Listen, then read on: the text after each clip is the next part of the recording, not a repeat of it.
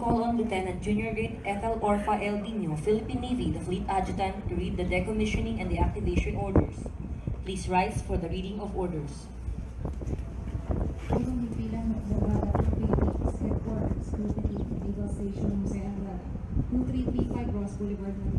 Office of the Naval Adjutant, General Orders Number 15, dated 13 January 2020.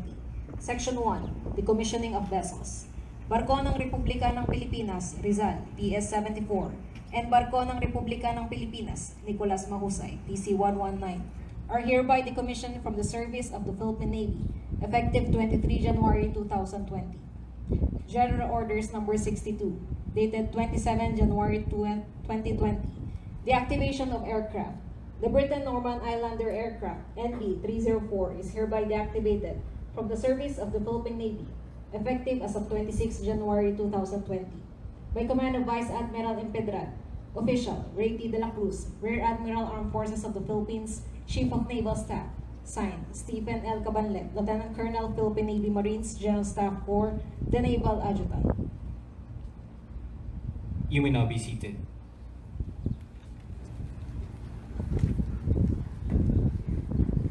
We will now proceed to the deactivation ceremony of the Philippine Navy Islander NV-304. Philippine Navy Islander NV-304 was one of the Britain-Norman Islanders which were received from Philippine Aerospace Development Corporation. It was constructed in Britain-Norman's factory in Bembridge, England on 21 July 1975 with construction number 456 and was transferred to the Philippine government and was acquired and commissioned as a naval vessel for the Philippine Navy on 01 February 1977. Based on its flight logbook, NV-304 conducted its last flight on 02 April 2014, which was a cross-country training flight prior to its scheduled inspection and repair as necessary, recording a total flying time hours of 12,047. The aircraft was transferred to PADC on 10 September 2015 prior to its recommendation for decommission.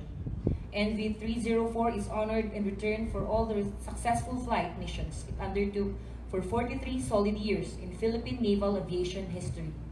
And now, Lieutenant Commander Mark F. Licos, Philippine Navy, being the last pilot in command of the Philippine Navy Islander NV-304, will log and sign the final remarks in the flight logbook. The aircraft flight logbook is the record in which all data concerning the aircraft flight is recorded. Information gathered in this log is used to determine the aircraft condition, date of inspections, time of airframe, engines, and propellers. It reflects a history of all significant events occurring to the aircraft, its components and accessories, and provides a place for indicating compliance with the Airworthiness Directive. At this point, the last pilot in command will now render to the Commander Philippine Fleet that the aircraft flight logbook has been signed.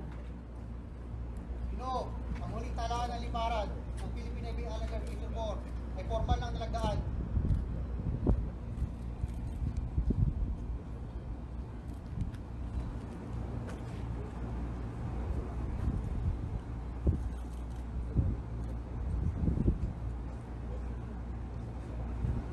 Thank you, sir. We will now proceed to the decommissioning ceremony of BRP Rizal, PS-74, and BRP Nicolas Mahusay, PC-119. The commanding officers of BRP Rizal PS-74 and BRP Nicolas Mahusay PC-119 will request permission to the Commander Philippine Fleet to decommission their respective vessels.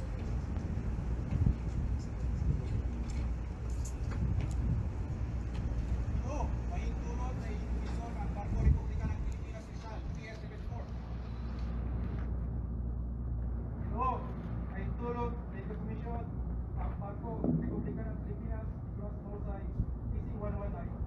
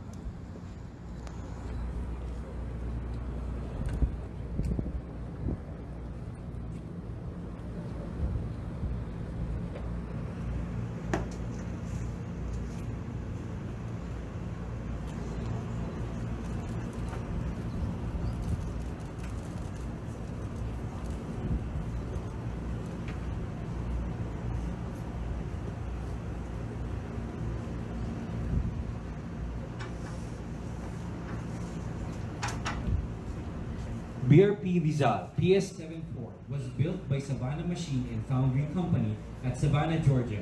She was launched on 29 December 1944. She was commissioned in the service of the United States Navy as USS Merlin AM-372 on 21 August 1945 and was made as an Op-class minesweeper. She was acquired by the Philippine government from the United States of America.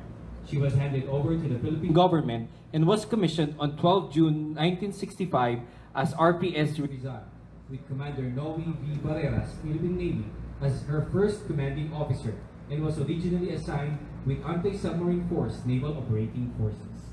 In 1996, she was renumbered as BRP Rizal PS74, which is used to this day.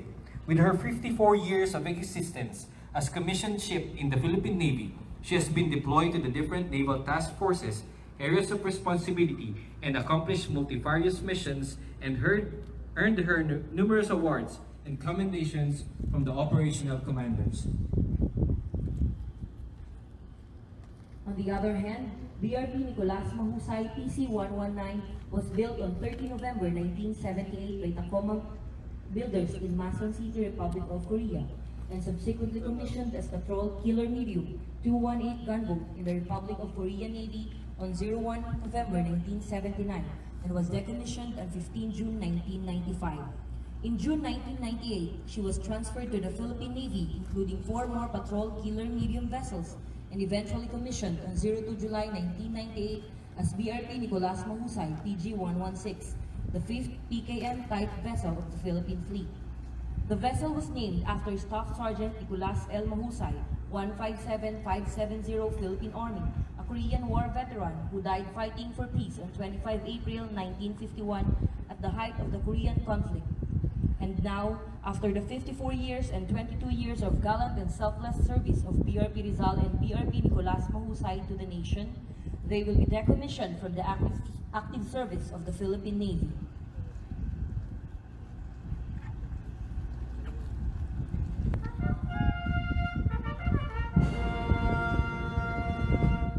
The attention call has just been sounded. Everyone is requested to stand for the hauling down of Jack Flag, Commission Pennant, and National Ensign.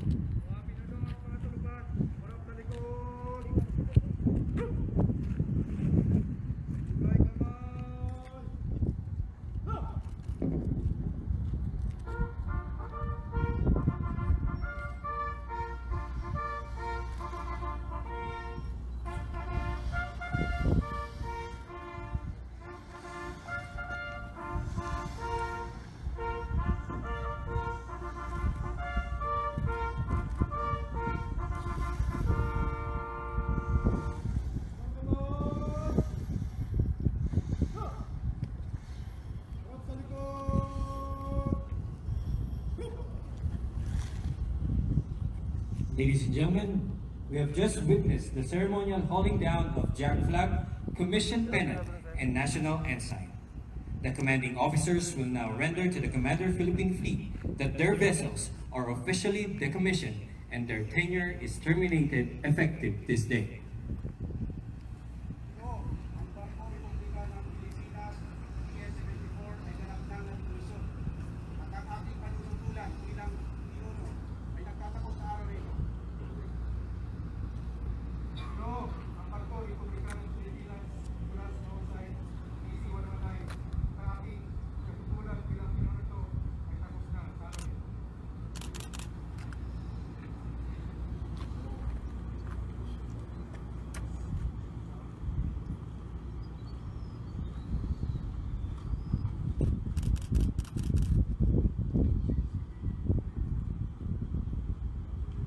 Thank you, sir. You may now be seated.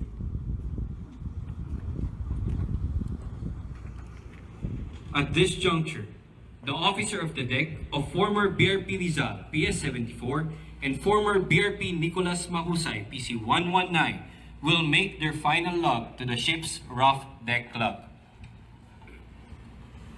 Tatlong dagat ng Pilipinas. Akas dagatning ng Pilipinas. Literal Combat Force. Barko Republika ng Pilipinas, Nicolas Mahusay. Captain Salvapier, Naval Base Detreo, Alano, Sangley Point, Cavite City. Ika-29 ng Enero taong 2020. Pinuno sa araw, Ensign Jabino D. Abilir Jr., Philippine Navy. Ang nakatalagang pinuno ay nagsusulat ng uling tala sa libro ng Barko, Republika ng Pilipinas, Nicolas Mahusay, PC 119, ay ganap ng natikomisyon sa hukbong dagat ng Pilipinas.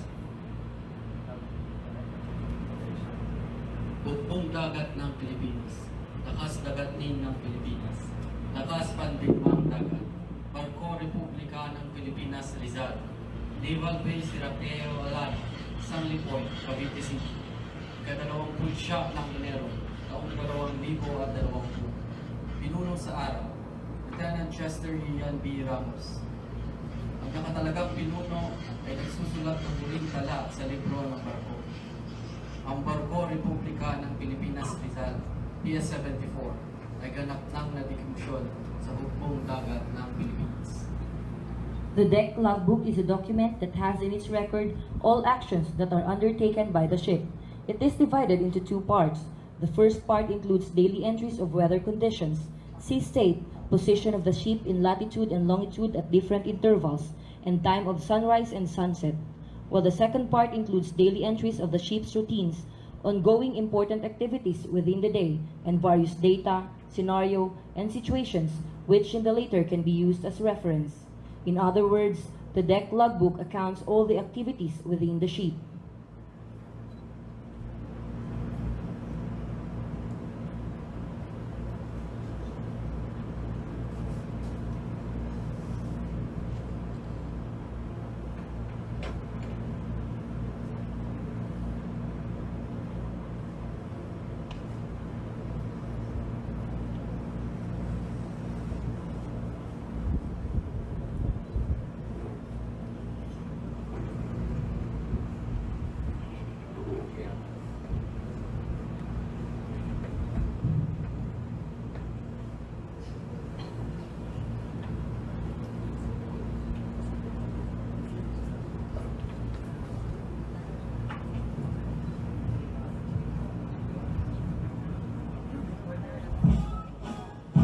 Ladies and gentlemen, as we could see on the dockside, the detailed watches for the day of each vessels are formed. With them are the hull-down commission pennant, jack flag, and national ensign, in which by tradition is given to the last commanding officers of every decommissioned Navy vessel.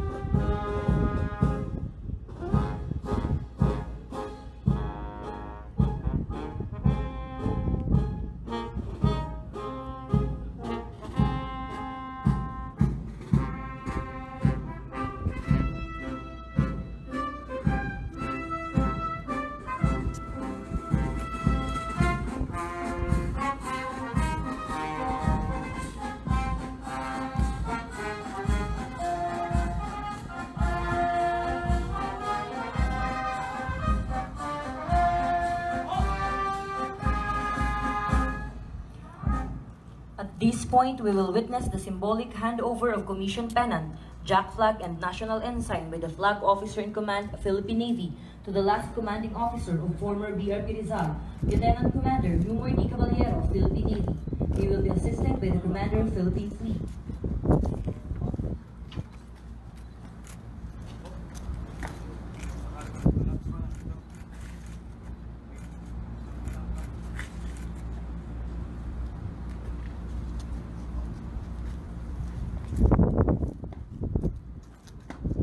Likewise, the flag officer in command, Philippine Navy, will also symbolically hand over the commission pennant, jack flag, and national ensign to the last commanding officer of former BRP Nicolas Mahusay, PC 119, Lieutenant Commander Salvador S. Bunagan, Philippine Navy.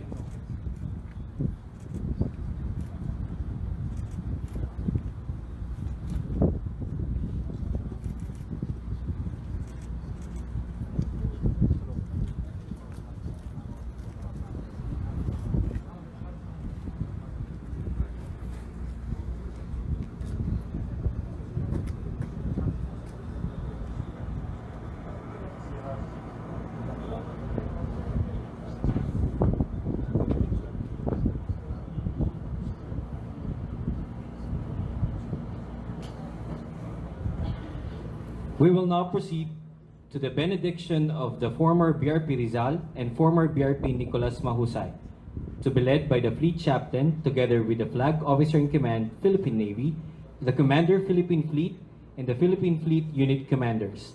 May we also invite to join in the benediction all former commanding officers of former BRP Rizal and former BRP Nicolas Mahusay.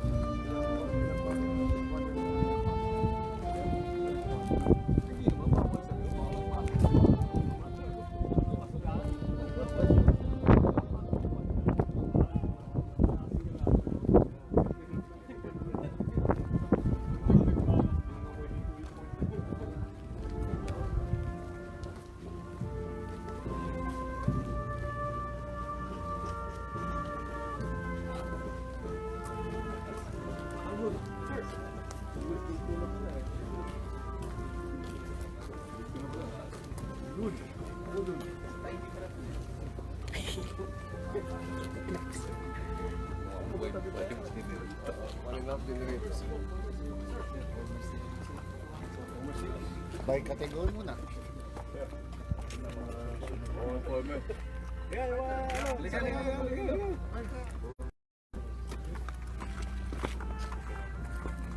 Oh, baka malaglag kayo sana, ha?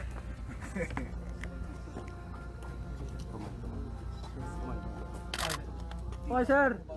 1, 2, 3.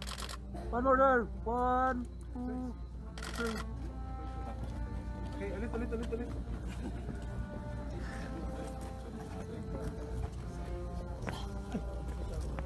Okay, sir. 1, 2, 3.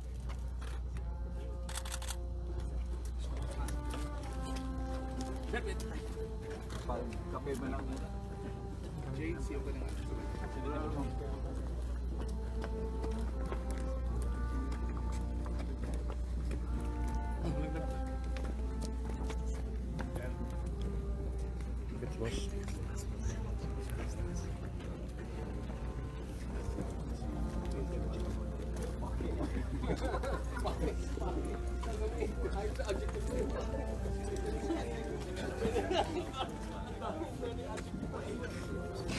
Power lang.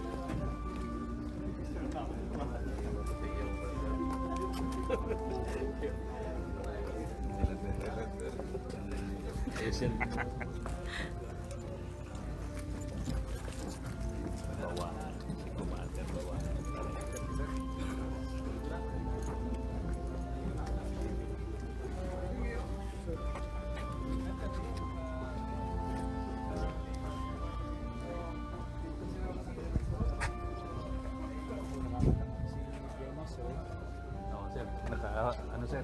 Bold letter to sir. Bold letter oh.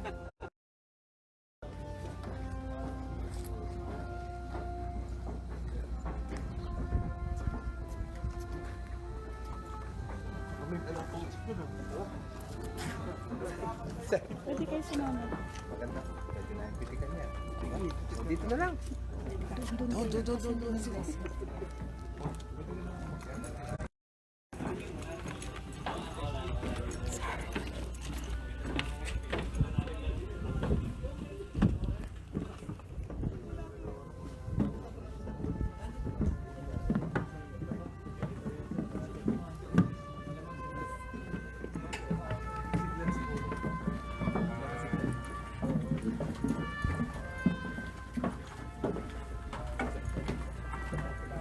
B.